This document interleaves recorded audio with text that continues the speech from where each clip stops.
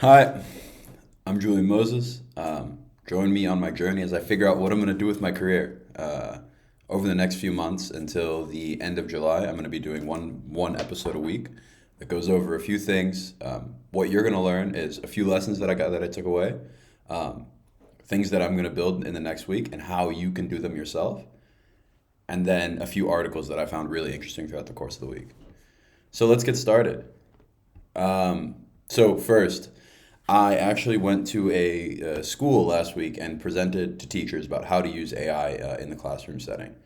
What did I learn? I learned that demos are really hard to do. Um, Demos basically can fail really easily.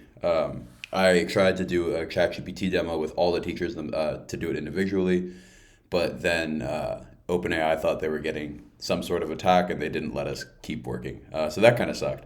But then what I also learned is that it's easy to figure out how to get past that. So I took 2 minutes to freak out. I had 2 minutes where I was just panicked, silent in front of the room, kind of awkwardly waiting, staring at the group, and I still had about an hour and a half of time to fill with this group. And then eventually I just figured I would just make it up as I went, and it went really well. Something cool heads prevail. Yeah, and then one of my two sessions was rated the top session in the cohort that I did, so I was really happy about that. Um, Next is that education is changing dramatically. Teachers are now starting to focus more on teaching concepts and how to think through a problem rather than content. Content is kind of a solved problem almost now with these AI tools. It's like how do you just retrieve information? Now it's like how do you think about information? How can we have teachers think through the analysis layer? I found that to be really compelling. And the big conversation that we had was how do you keep kids interested? So I think it's just going to be a combination of gamification and AI that, when together, is going to make education kind of a new experience for everyone because everyone can have uh, their own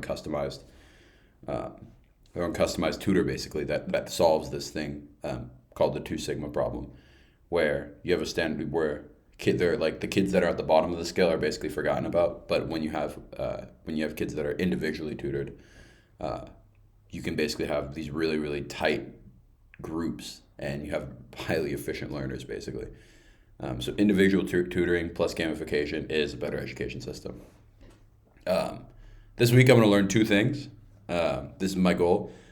Basically, the first one is that I'm going to build an AI, basically a chat engine or a dialogue that renders in an iframe. This is kind of like this weird web development thing, but basically, a client that I'm working with needs a tool that can render in their website, but they use this weird website builder that I don't really know how to work with and doesn't give me the flexibility that I need. So I have to render the website somewhere else and then show it on this other website. So it's a weird concept, but I have to do that. I'm also going to fine tune the Facebook Llama model on some sort of voice to give it some sort of inherent knowledge. I've been reading a lot about this, and it's something that I want to do to build my skill set. So that's kind of that's the next goal. Next, some really good articles that I read this week. First of all, foreign affairs. Nigeria has like this election, or had just had these elections recently, and there's like a lot of tension there right now. I think Nigeria is personally really interesting because of the demographics. The average age is like under 20 or something like that, whereas here in Europe it's like 44. Um, so basically, you have this population that's exploding. Access technology is becoming better.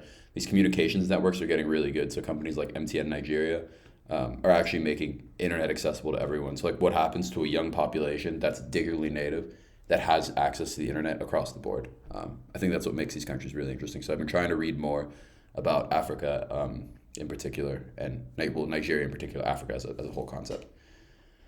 Next, kind of going in tact with that is another foreign affairs article. The global economy's future depends on Africa. Again, this whole idea of demographics and how they actually determine the future.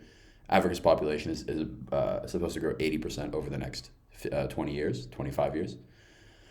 And young populations are exciting because you have a new force of work, a new larger workforce that has more access to technology, is better trained basically, and can develop across a whole continent. And this is just mineral wise the richest continent on the planet.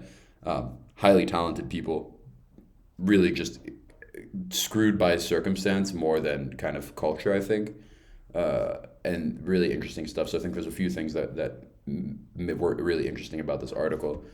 Again, this kind of touches back on the theme where like as internet costs and device cost decreases, and accessibility increases, like Africa is going to be the major winner. And then I thought about this in terms of South Africa.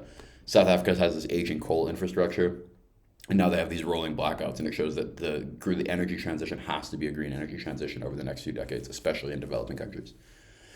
Next is a Scientific American article.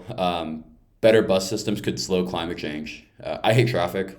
I'm sure you do too. If you don't, I don't know what to do with you.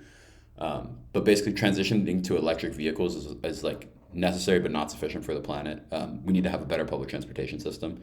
And in a place like the U.S., where our transportation system is really super car reliant, it makes this a little bit more difficult to do. But the fact is that this, like California in particular, did this study in 2018. The California Air Resources Board found that the state cannot meet its 2030 climate goals through vehicle electrification alone. So you need to have public bus infrastructures actually, which are more efficient than trains and cheaper than trains, to get people around. I found this to be an extremely interesting article because I'm very passionate about not driving cars. Next is an Economist article. Henry Kissinger explains how to avoid World War III. Henry Kissinger was a diplomat in the 1960s and 70s. He was he basically did foreign affairs for Richard Nixon, and did a lot of things that were in a very critical and a very specific time point and questionable morally, ethically, but nevertheless a great mind for foreign policy and how these issues are handled. So he basically speaks about how we can avoid World War III, and AI and its impact on governments. I just found this to be a really interesting article because I have a lot of respect for Kissinger. I read his biography sometime in college and was really blown away by the life that he had lived. So anytime there's a Kissinger interview, I kind of read it.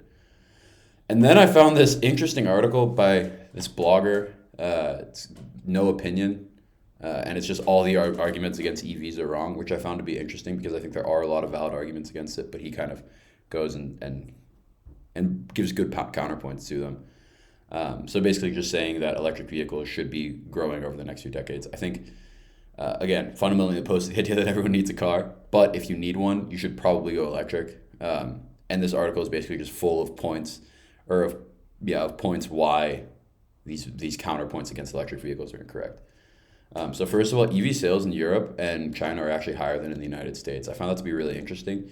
My next question was kind of why. So I think that's because electric vehicles have higher price points, and they're more akin to luxury items. And in Europe and much of Asia, a car is a status symbol more than a utility item.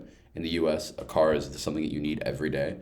Whereas here, for example, like I don't have a car and my life is actually more efficient because of it. So it's faster to get around with a bus and a bike here than it is in the U.S. In the U.S., you have no shot when you have a bike.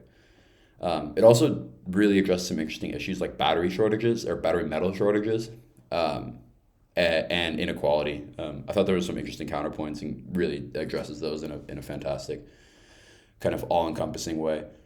Next is the Financial Times climate game. Again, I'm really interested in climate. I think it's one of the pressing problems. I think climate and AI are kind of the two big things where, in my opinion, like if you like those are the two issues that I think are most interesting in the world right now.